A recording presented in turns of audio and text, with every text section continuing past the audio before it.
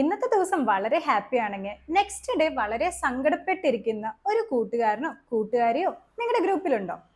നമ്മൾ എപ്പോഴും ഇതൊരു വെറും ഒരു മൂഡ് സ്വിങ്സ് ആണെന്ന് വിചാരിച്ച് തള്ളിക്കളയാറുണ്ടോ? എന്നാൽ പലപ്പോഴും ഇത് വെറും മൂഡ് സ്വിങ്സ് ആയിരിക്കില്ല, വളരെ സീരിയസ് ആയിട്ടുള്ള കണ്ടീഷനായ ബൈപ്പോളർ ഡിസോർഡറും ആയിരിക്കാം. അപ്പൊ ഇന്നത്തെ വീഡിയോയിൽ നമ്മൾ എന്താണ് ബൈപ്പോളർ ഡിസോർഡർ, എന്തൊക്കെയാണ് അതിന്റെ ലക്ഷണങ്ങൾ എന്നാണ് നമ്മൾ പറയാനായിട്ട് പോകുന്നത്. ഞാൻ doctor Inla Mary Jobson, Ayurjan clinic, Pathanamthitta. Bipolar disorder എന്ന് പറയുന്നത് എപ്പോഴും ഒരു സീരിയസ് ആയിട്ടുള്ള ഒരു മെന്റൽ ഹെൽത്ത് കണ്ടീഷൻ തന്നെയാണ്. ഇതിൽ ഒരാൾക്ക് വളരെ പെട്ടെന്നായിരിക്കും അവരുടെ മൂഡ് ചേഞ്ച് ആകുന്നത്. വളരെ എക്സ്ട്രീം ആയിട്ടുള്ള രീതിയിലും പോകാം, എന്നാൽ വളരെ ലോ ആയിട്ടുള്ള രീതിയിലോട്ടും പോകാം. ശരിക്കും പറയാ കഴിഞ്ഞാൽ ഇതിൽ രണ്ട് ഫേസ് ആണ് ഉള്ളത്. ഒന്ന് മാനിക് ഫേസ്, അതായത് അവർ ആ ഒരു സമയത്ത് വളരെ എനർജറ്റിക് ആയിരിക്കും, വളരെ ഹാപ്പി ആയിരിക്കും, നന്നായിട്ട് സംസാരിക്കും. ഇതുപോലെ തന്നെ ഉള്ള രണ്ടാമത്തെ ഒരു ഫേസ് ആണ് ഡിപ്രസീവ് ഫേസ്. ആ പേര് കേൾക്കുമ്പോൾ തന്നെ നമുക്ക് ഏറെക്കുറെ പിടികിട്ടും. ആ ഒരു ടൈമിൽ ഇവർ വളരെ സാഡ് ആയിരിക്കും, ഇവർക്ക് പ്രത്യേകിച്ച് ഹോപ്പ് കാര്യങ്ങളൊന്നും ഉണ്ടാകില്ല, ഒട്ടും തന്നെ സംസാരിക്കില്ല, വളരെ വിഷമമേറിയ ഒരു സാഹചര്യം. ആ ഒരു ഫേസിലൊക്കെ ലൈഫിൽ ഒട്ടും തന്നെ ഒരു എനർജറ്റിക് അല്ലാത്ത ഒരു കണ്ടീഷനിലായിരിക്കും അവർ പോകുക. ഈ ഫേസുകൾ പലപ്പോഴും മാറി മാറി വരാട്ടോ. ഇനി ബൈപ്പോളർ ഡിസോർഡറിൽ തന്നെ ഏതൊക്കെ ടൈപ്പ് ഉണ്ടെന്നുള്ളത് നമുക്ക് നോക്കാം. അതിൽ ഫസ്റ്റ് ടൈപ്പ് എന്ന് പറയുന്നത് ബൈപ്പോളർ 1 ആണ്. ഈ ഒരു സാഹചര്യത്തിൽ അവര് ഒരുപാട് ഒന്നിലെ കുറച്ച് ദിവസങ്ങളോളം അല്ലെങ്കിൽ ഒരാഴ്ച എന്നുള്ള രീതിയിൽ മാനിക് ഫേസിലൂടെ ആയിരിക്കും കടന്നു പോകുക. അപ്പൊ ആ ഒരു സാഹചര്യത്തിൽ ഇവർ വളരെ ഹാപ്പി ആയിരിക്കും, അതുപോലെ തന്നെ വളരെ എനർജറ്റിക് ആയിരിക്കും, എല്ലാ കാര്യത്തിനും വളരെ ഉന്മേഷത്തോടു കൂടി ചെയ്യും. എന്നാൽ അതിനുശേഷം ഒരു ഡിപ്രസീവ് ഫേസിലോട്ട് ഇവർ കടക്കും. ആ ഒരു സമയത്ത് ഇവർ വളരെ സാഡായിട്ട് ഒട്ടും തന്നെ എനർജി ഇല്ല, ഒന്നിനോട് ഒരു ഉഷാറില്ലാത്ത രീതിയിലോട്ട് പോകും. ഇതിനാണ് ബൈപ്പോളർ 1 എന്ന് പറയുന്നത്. അടുത്തൊരു ടൈപ്പാണ് ബൈപ്പോളർ 2. ഇതില് പൊതുവെ മാനിക് എപ്പിസോഡ് വളരെ കുറവായിരിക്കും, അത്ര അങ്ങോട്ട് ലോങ് ലാസ്റ്റിംഗ് കാര്യങ്ങളൊന്നും ആയിരിക്കില്ല, പിന്നെ അത്ര ഇന്റൻസീവ് ആയിട്ടുള്ള മാനിക് എപ്പിസോഡും ആയിരിക്കില്ല. അതിനെയാണ് ഹൈപ്പോമാനിയാക് എന്ന് പറയുന്നത്. അതേസമയം ഈ ഒരു സ്റ്റേജിൽ ഡിപ്രസീവ് ആയിട്ടുള്ള എപ്പിസോഡ് വളരെ കൂടുതലായിരിക്കും. നെക്സ്റ്റ് ടൈപ്പ് എന്ന് പറയുന്നത് സൈക്ലോതെമിക് ഡിസോർഡർ ആണ്. ഇതില് മൂഡ് സ്വിങ്സ് വളരെ വേഗത്തിലായിരിക്കും ഇവർ കടന്നു പോകുക, അന്ന് അത്രത്തോളം ഇന്റൻസ് ആയിരിക്കില്ല.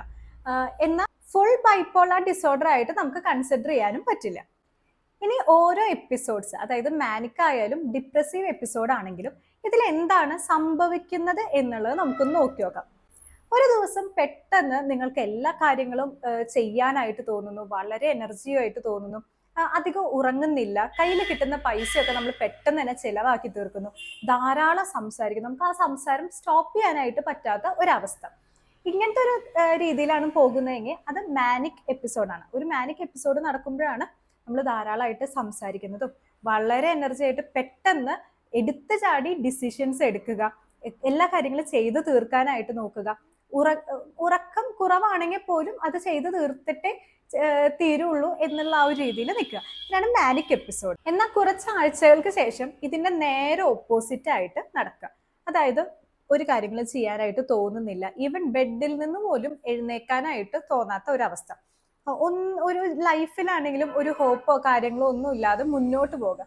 ഇതാണ് ഡിപ്രസീവ് സ്റ്റേജ്. ഈ ഓരോ എപ്പിസോഡ് നടക്കുമ്പോഴും അത് നമ്മുടെ ഡെയിലി ലൈഫിനെ അത് ബാധിക്കും, നമ്മുടെ വർക്കിനെ അത് ബാധിക്കും, ഈവൻ റിലേഷൻഷിപ്പുകളെ അടക്കം ഇത് വളരെ അധികമായിട്ട് ബാധിക്കും. ഇനി എന്തുകൊണ്ടാണ് ഈ ഒരു ബൈപ്പോളർ ഡിസോർഡർ വരുന്നത്? ജെനറ്റിക് ആയിട്ട് ഒരു പരിധി വരെ റീസൺ ഉണ്ട്. നമ്മുടെ അടുത്ത റിലേഷനുള്ള ആൾക്കാർക്ക് ഒരു ബൈപ്പോളർ ഡിസോർഡർ ഉണ്ടെങ്കിൽ നമുക്ക് കിട്ടാനായിട്ടുള്ള ചാൻസ് ഉണ്ട്. അതുപോലെ തന്നെ നമ്മുടെ ന്യൂറോ ട്രാൻസ്മിറ്റേഴ്സ് ആയിട്ടുള്ള അതിലൊരു ഇംബാലൻസ് വരികയാണെങ്കിൽ സെറോട്ടോണിൻ ഹോർമോൺ ആണെങ്കിലും ഡോപ്പാമിനിലാണെങ്കിലും ഒരു ഇംബാലൻസ് വരുമ്പോൾ നമുക്ക് ബൈപ്പോളർ ഡിസോർഡർ വരാവുന്നതാണ്. പിന്നെ മെയിൻ ആയിട്ടുള്ള ഒരു റീസൺ എന്ന് പറയുന്നത് നമ്മുടെ ലൈഫ് സ്ട്രെസ് തന്നെയാണ്. അതിൽ ഇൻക്ലൂഡഡ് ആയിട്ടുള്ള കുറച്ച് കാര്യങ്ങളാണ് നമുക്ക് കിട്ടിയിരിക്കുന്ന ട്രോമാസ്, അബ്യൂസ്, അത് ഫിസിക്കലി മെന്റലി അബ്യൂസ് കാര്യങ്ങളൊക്കെ, പിന്നെ തുടർച്ചയായിട്ടുള്ള ക്രോണിക് സ്ട്രെസ്. ഇതൊക്കെയാണ് നമുക്ക് ബൈപ്പോളർ ഡിസോർഡർ ഉണ്ടാകാനായിട്ടുള്ള മെയിൻ റീസൺ. അപ്പൊ നമുക്ക് മെയിൻ ആയിട്ട് വരുന്ന ഒരു ഡൗട്ടാണ് ബൈപ്പോളർ ഡിസോർഡർ വന്നു കഴിഞ്ഞു കഴിഞ്ഞാൽ നമുക്ക് ഇതിൽ നിന്ന് രക്ഷപ്പെടാനായിട്ട് സാധിക്കുമോ എന്നുള്ളത്.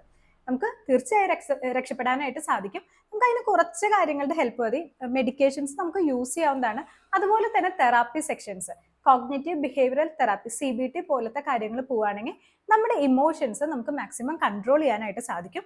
പിന്നെ നമ്മുടെ ലൈഫ് സ്റ്റൈൽ ചേഞ്ച്, നമ്മുടെ ലൈഫ് സ്റ്റൈൽ ഒന്ന് കറക്റ്റ് ചെയ്ത് പോകുകയാണെങ്കിൽ, കൃത്യമായിട്ട് ഉറങ്ങുകയാണെങ്കിൽ, എക്സസൈസ്, സ്ട്രെസ് മാനേജ്മെന്റ്, ഈ കാര്യങ്ങളൊക്കെ ചെയ്തു പോവുകയാണെങ്കിൽ നമുക്ക് ഉറപ്പായിട്ടും ബൈപ്പോളാർ ഡിസോർഡർ നമുക്ക് കൺട്രോൾ ചെയ്യാം. ബൈപ്പോളാർ ഡിസോർഡർ എന്ന് പറയുന്നത് ഒരു മെഡിക്കൽ കണ്ടീഷൻ തന്നെയാണ്. കൃത്യമായി നമ്മൾ ഇതിനുള്ള പ്രിക്കോഷൻസ്, ട്രീറ്റ്മെന്റ് കാര്യങ്ങളൊക്കെ എടുക്കുകയാണെങ്കിൽ നമുക്ക് എഗെയിൻ നോർമൽ ലൈഫിലോട്ട് തിരിച്ചു പോകാവുന്നതേ ഉള്ളൂ. അപ്പൊ നിങ്ങളുടെ അറിവിൽ ഇതുപോലെ ആരെങ്കിലും ബുദ്ധിമുട്ടുന്നുണ്ടെങ്കിൽ ഉറപ്പായിട്ടും ഒരു ഹെൽത്ത് കെയർ പ്രൊഫഷണലായിട്ട് ബന്ധപ്പെടുക. അവർക്ക് ആവശ്യമുള്ള കാര്യങ്ങൾ, സപ്പോർട്ട് കാര്യങ്ങളൊക്കെ കൊടുക്കാനായിട്ട് ശ്രമിക്കുക. ഇനി നിങ്ങളുടെ അറിവിൽ ഇതുപോലെ ആരെങ്കിലും സ്ട്രഗിൾ ചെയ്യുന്നുണ്ടെങ്കിൽ അവർക്ക് ഈ വീഡിയോ അയച്ചു കൊടുക്കാവുന്നതാണ്. താഴെ കാണുന്ന നമ്പറിലേക്ക് കോൺടാക്ട് ചെയ്യാവുന്നതാണ്. അപ്പൊ ഈ ഒരു വീഡിയോ എല്ലാവർക്കും ഇഷ്ടപ്പെട്ടെന്ന് ഞാൻ വിശ്വസിക്കുന്നു. ഇതുപോലത്തെ ഹെൽപ്ഫുൾ ആയിട്ടുള്ള വീഡിയോസുമായിട്ട് ഞാൻ ഇനിയും വരാം. ദിസ് ഇസ് ഡോക്ടർ എല്ലാം മേരി ജോബ്സെറ്റ് സൈനിങ് ഓഫ്.